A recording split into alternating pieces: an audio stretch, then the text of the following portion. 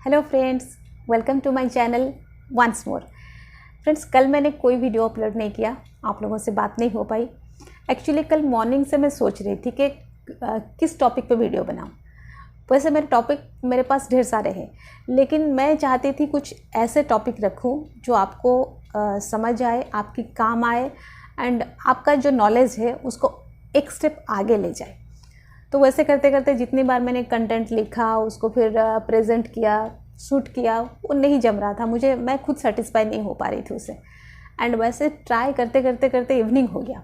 Evening को मैं सोची चलो छोड़ो, जाने दो, अब तो नहीं होगा, आज तो पूरा दिन चला गया, अब हो ही नहीं पाएगा, कल ही करूँगी। इतने में एक मैसेज आता है, एक कमेंट आता है मेरे वीडियो में। जब मैंने उस कमेंट को पढ़ा, वो एक्चुअली एक क्वेश्चन था। जब मैंने उस क्वेश्चन को पढ़ा तो मुझे लगा हाँ, this is the best content. इसका आंसर अगर मैं आप लोगों को देती हूँ, बिल्कुल ये आप लोगों को समझ में आएगा, आप लोगों के काम आएगा एंड कहीं ना कहीं आपके नॉलेज को एक स्टेप आगे ले जाएगा। तो अब मेरे पास कंटेंट रेडी है, तो फिर लेट किस बात की, चलिए शुरू करते हैं आज के वीडियो। एंड उससे पहले सब्सक्राइब कर लेते हैं channel. Hello friends, good morning. मैं हूँ रिनीता पटनायक एंड मेरा चैनल भी है रिनीता पटनायक। तो फ्रेंड्स, चलिए आज का टॉपिक शुरू करते हैं। एक्चुअली कल एक कमेंट आया था मेरा एक वीडियो में बनाई थी किसी के सक्सेस स्टोरी के ऊपर। रफ़िया रिजवान फ्रॉम पाकिस्तान, उन्होंने अपना सक्सेस स्टोरी मेरे साथ शेयर किया था। उन्होंने अपना हाइट कैसे गेन किया, हाइट कैसे इंक्रीज़ किया एंड अपना वेट कैसे रिड्यूस किया, तो उस बारे में मैं एक वीडियो बनाई थी। कल उस वीडियो पे एक कमेंट आता है, एग्जैक्टली क्वेश्चन आता है।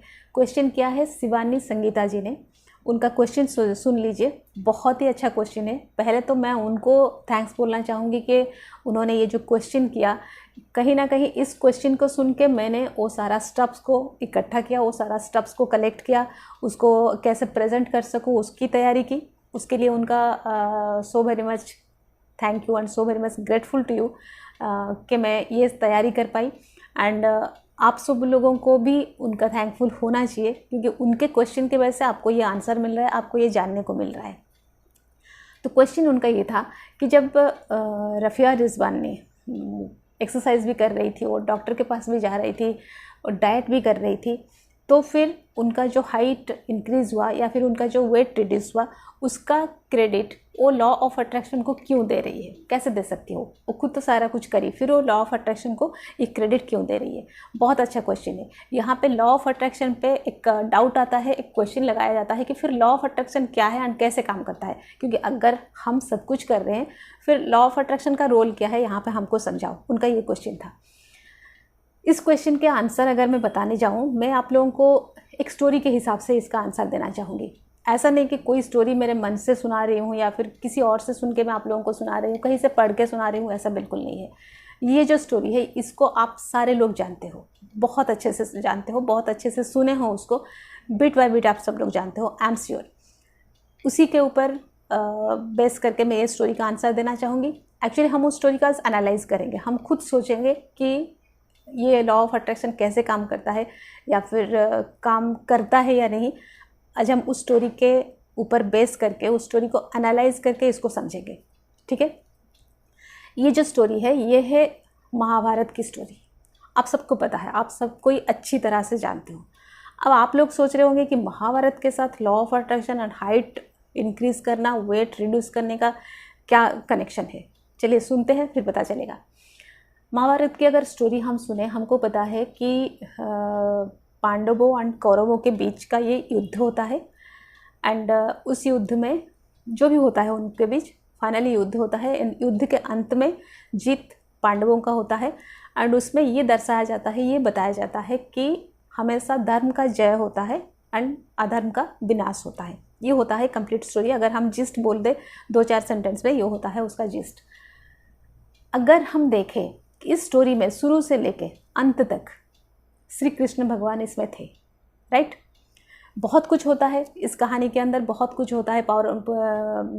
पांडवों के साथ बहुत सारा अन्याय होता है जो कि कौरवों ने किया हुआ होता है। वो सारा कुछ एक के बाद होता है। एंड जो पांडव 5 भाई थे, वो पांचों भाई बहुत कुछ अपनी पूरी ज़िंदगी में बहुत कुछ सफ़र करते हैं, बहुत कुछ झेलते हैं।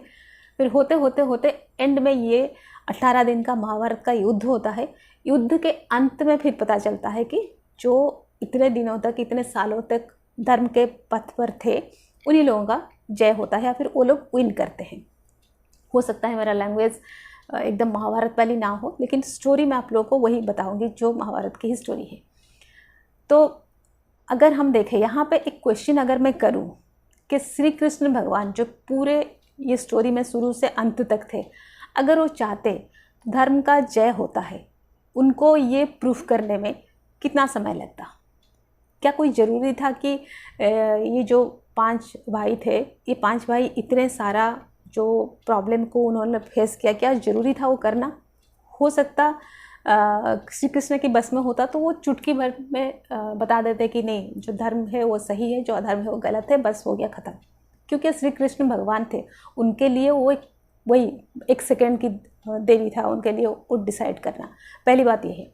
दूसरा है, जो महाभारत का युद्ध हुआ वो 18 दिन का युद्ध चला। अगर श्री कृष्ण भगवान चाहते तो उसको 18 सेकेंड में ख़त्म कर सकते थे, राइट? ये आप कहीं सुना होगा, मूवी में सुना होगा, एक मोटिवेशनल स्पीकर को भी मैंने ये कहता हुआ सुना था कि अगर वो चाहते तो 18 सेकेंड में वो उस युद्ध को ख़त्म कर सकते थे। उस युद्ध में श्री कृष्ण उस युद्ध में भी शुरू से एंड तक थे, लेकिन वो एक सारथी बने हुए थे। उन्होंने खुद कभी भी युद्ध नहीं किया। उन्होंने अर्जुन को समझाया कि तुमको युद्ध करना चाहिए। जब अर्जुन पीछे हट रहे थे तो उन्होंने उनको समझाया, अपनों के साथ, अपने जो रिश्तेदार हैं उनके साथ, अपने जो अपने हैं उनके साथ, अपने गुरुजी के साथ क्यों युद्ध करना चाहिए, वो उनको बार बार समझा रहे थे। लेकिन खुद श्री कृष्ण जी ने युद्ध नहीं किया, वो अर्जुन को ही तैयार किए कि तुम युद्ध करो। आप बाकी छोड़ दो स्टोरी, सिर्फ महाभारत का जो युद्ध को अगर देखोगे, यहाँ से बहुत कुछ आपको सीखने को मिलेगा। मैं तो कहूँगी आप कोई बाकी बुक मत पढ़ो, आप सिर्फ भगवत गीता शुरू से एंड तक पढ़ लो। सारे पर्सनालिटी डेवलपमेंट, सारे क्वेश्चन के आंसर, सारे law of attraction, like attracts like, everything, कोई भी डाउट हो, कुछ भी हो, आपको यहाँ से आंसर मिल जाएगी। हाँ, उसको आपको खुद को समझना पड़ेगा। वो बस एक स्टोरी है, लेकिन उसको एनालाइज करना आपका काम है। तो ये जो 18 दिन का युद्ध था, उसमें श्री कृष्ण भगवान सारथी बने हुए थे। इसका मतलब क्या है? इसका मतलब ये है कि वो जो भगवान है, ऊपर वाला है, यूनिवर्स है, लॉ ऑफ अट्रैक्शन है, कोई सोर्स एनर्जी है, परम पिता है, आप जिस नाम से उसको पुकारते हो, वो आपके साथ है, लेकिन एक्शन आपको लेना है। अर्जुन का जो युद्ध था उसको अर्जुन को ही लड़ना पड़ा। उन्होंने अर्जुन को तैयार किया, लेकिन ऐसे कभी नहीं कहा कि नहीं ठीक है, अगर तुम नहीं कर पा रहे हो तो तुम बैठो, मैं लड़ लेता हूँ। एंड उनके लिए वो 2 मिनट का काम होता। एंड फाइनली सबको पता है कि पूरे युद्ध में एक चक्र चल रहा था, जो कि जो करना था उस चक्र कर रहा था, वो चल रहा था। लेकिन फिर भी उन्होंने उस इंसान को सामने भेजा कि तुम अपना एक्शन करो, तुम अपना काम करो, तुम अपना कार्य करो, तुम अपना कर्तव्य करो। तो ये होता है लॉ ऑफ अट्रैक्शन। आप ऐसे कभी नहीं कह सकते कि आप घर में सोए रहोगे एंड सोचो कि मेरा हाइट बढ़ जाए एंड वेट कम हो जाए, ऐसा कभी नहीं हुआ।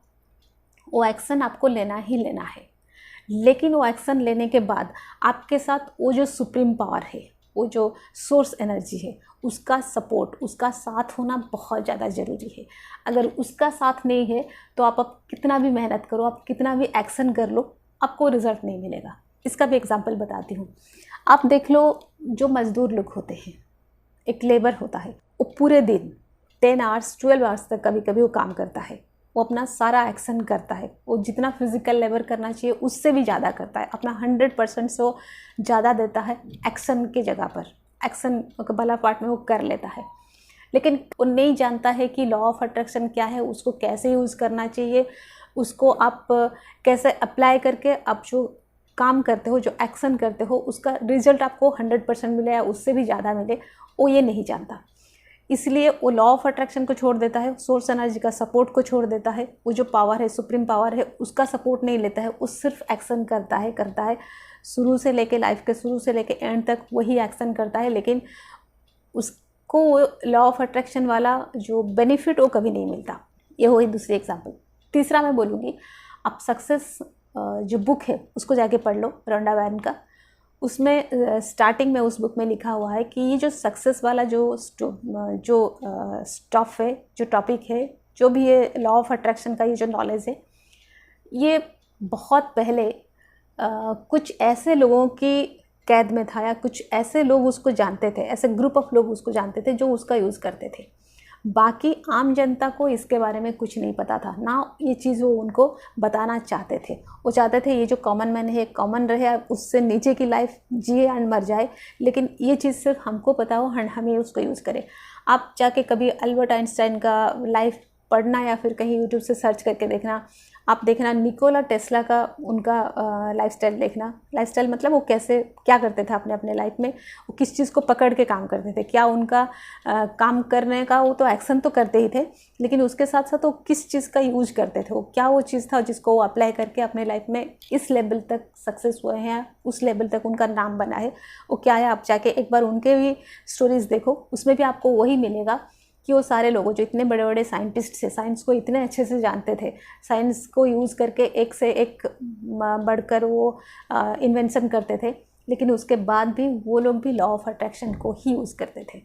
तो लॉ ऑफ अट्रैक्शन ये कहता है कि वो आपको सपोर्ट करेगा, वो आपको हेल्प करेगा, लेकिन एक्शन आपको ही लेना होगा। तो मुझे लगता है आप लोगों को जो क्वेश्चन था शिवानी संगीता जी का, उनको आंसर मिला होगा। अगर अभी भी नहीं मिला है, अगर और भी कोई डाउट है, आप मुझे पूछ सकते हो। I would like to clear your doubt, and मुझे लगता है कि आप लोगों को इससे बिल्कुल कुछ और नॉलेज मिला होगा, कुछ और जानने को मिला होगा। तो फिर friends, that's all for today, and stay happy always. Bye bye.